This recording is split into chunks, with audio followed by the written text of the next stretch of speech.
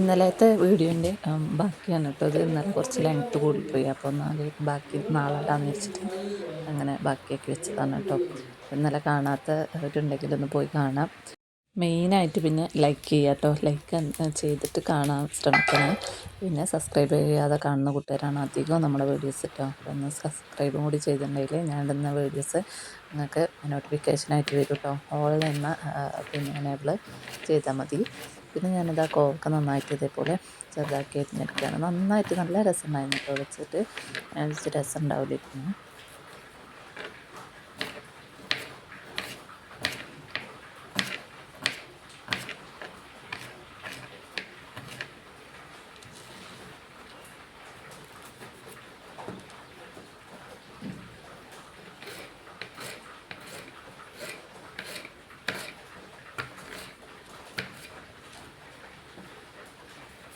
ഇതാദ്യമൊക്കെ മദ്രസയിൽ പോകുമ്പോൾ വഴിയിൽ നിന്നും അതേമാതിരി അടുത്തുള്ള വീടുകളിൽ നിന്നൊക്കെ കട്ട് പറിച്ച് തിന്നൊരു സമയം ഉണ്ടായിരുന്നു കേട്ടോ. പക്ഷെ ഇപ്പം എന്താണെന്നാവോ ഒന്നിലധികം പച്ചക്ക് തിന്നാനൊരു എന്താ പറയുക, പിന്നെ ഇഷ്ടമില്ലായികയല്ല, പക്ഷെ ഒരു മടുപ്പ് തോന്നാം കേട്ടോ. പക്ഷേ ഇത് ഉപ്പേരി വെക്കുമ്പോൾ ഞാൻ വിചാരിച്ചു ആരും തിന്നോ ഇതാണെന്നൊന്നും അറിയില്ല കേട്ടോ.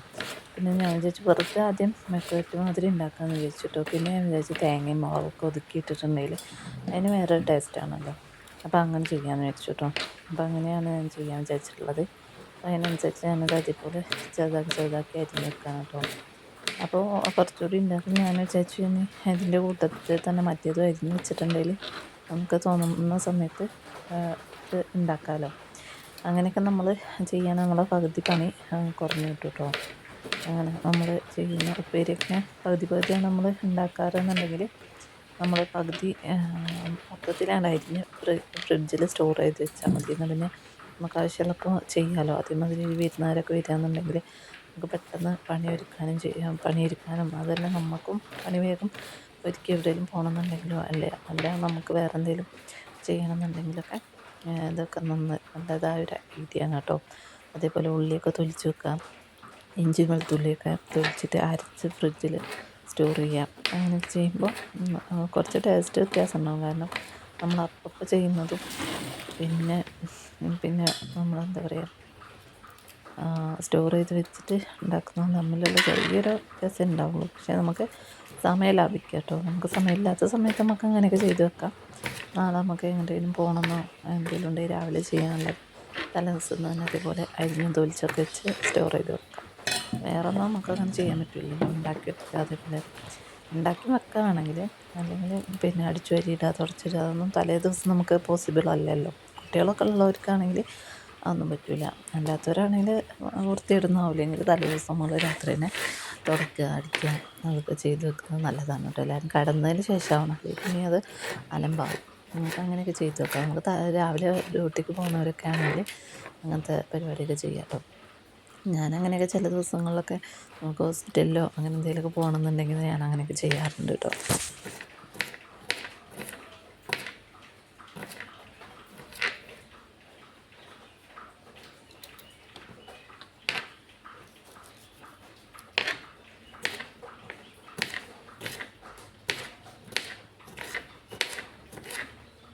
ഗ്യാസ് കഴിഞ്ഞതുകൊണ്ട് തന്നെ നമുക്ക് വലിയൊരു ടാസ്ക്കാണ് കേട്ടോ അടുപ്പ് കത്തിക്കലും. ഈ മഴ ആയതുകൊണ്ട് തന്നെ അടുപ്പ് കത്തി കിട്ടാൻ ഭയങ്കര പാടാണ്.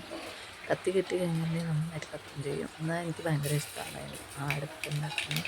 അപ്പോൾ ഒരടുപ്പായതുകൊണ്ട് തന്നെ ഭയങ്കര പാടാണ് കേട്ടോ. ഒന്നായിട്ട് വേറെ നമുക്ക് വെക്കാൻ പറ്റുള്ളൂ. അപ്പോൾ ഇതിൻ്റെ പെട്ടെന്ന് വേറൊരു അടുപ്പ് ഉണ്ടാക്കിയാലോ ഞാനിങ്ങനെ പ്ലാൻ ചെയ്യുന്നുണ്ട് കേട്ടോ. അപ്പോൾ നമ്മൾ പിന്നെ ആദ്യം വെളിച്ചെണ്ണ വെച്ചെടുത്തിട്ടുണ്ട്. എന്നിട്ട് കടുക് ഇട്ടിട്ട് കറിവേപ്പില ഇട്ടിട്ട് പച്ചമുളക് പിന്നെ നമ്മൾ തേങ്ങ ഒതുക്കുന്ന സമയത്താണ് ബാക്കി കൂടി ഇട്ടിട്ട് ഇളക്കി ഒന്ന് പകുതി വേകാവുന്ന സമയത്താണ് നമ്മൾ പിന്നെ തേങ്ങ ഇടുന്നത് കേട്ടോ. ഞാൻ അനുസരിച്ച് കൂടി ഇളക്കി വേവിക്കുകയാണ്.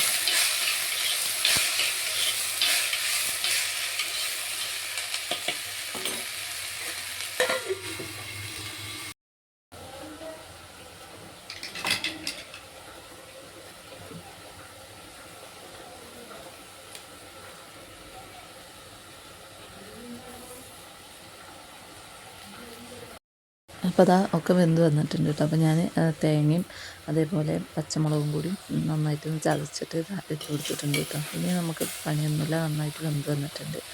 അപ്പോൾ ഇനി ഈ ചട്ടി നമുക്ക് ഒഴിവാക്കിയിട്ട് ഇതിൽ നമുക്ക് പിന്നെ മുരിങ്ങൻ്റെ ഇല താളിക്കണം കേട്ടോ. അതാണ് ഇന്നത്തെ കറി. പിന്നെ ചിക്കൻ വരട്ടാണ് ചെയ്യുന്നത്.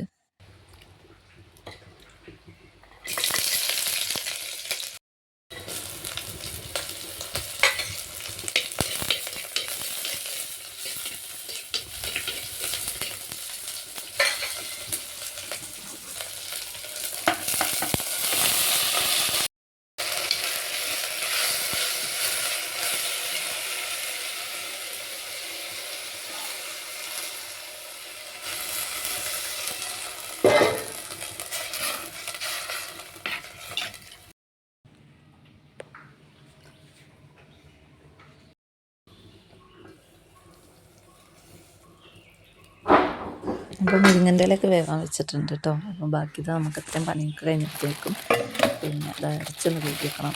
പാത്രങ്ങളൊക്കെ നന്നായിട്ട് വരുന്നിട്ടുണ്ടായിരുന്നു കേട്ടോ. അപ്പോൾ അതൊക്കെ ഒന്ന് കഴുകി വെച്ചതിന് ശേഷമാണ് ഇറച്ചി കഴുകാൻ നിൽക്കുന്നത്.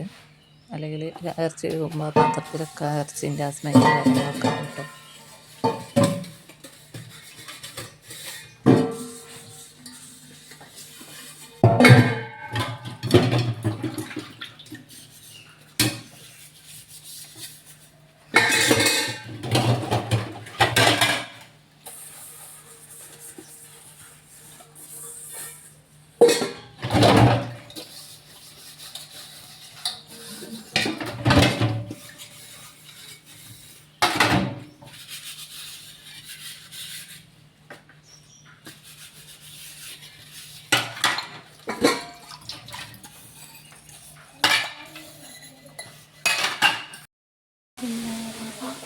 അപ്പോൾ ആദ്യം ഇറച്ചി ഞാനിതേപോലെ വേവിക്കുന്നൊക്കെ ചെയ്യുന്നത് മസാലകൾ ഇട്ടിട്ട് തക്കാളി ഉള്ളി നോക്കിയിട്ടില്ല. പിന്നെ നമ്മൾ വെന്തതിന് ശേഷം ഉള്ളിയും തക്കാളിയൊക്കെ ഒന്ന് വാട്ടിയിട്ട് അതിലിട്ടിട്ട് പിന്നെ വരട്ടിയെടുക്കാനായിട്ട് ചെയ്യുന്നത്. അങ്ങനെ വിചാരിച്ചിട്ടുള്ളത്.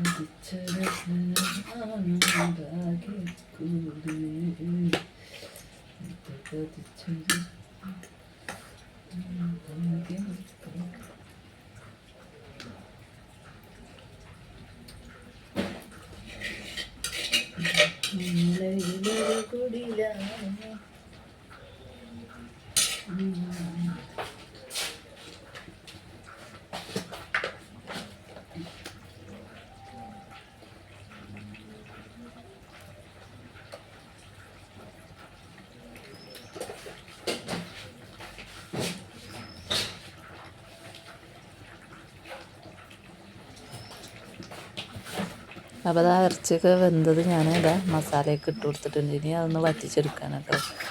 അപ്പോൾ അതിൽ കിഴങ്ങും കൂടി ഇട്ട് കൊടുത്തിട്ടുണ്ടായിരുന്നു. അപ്പോൾ അതും കൂടി വരട്ടിയെടുക്കുകയാണ് ഞാൻ.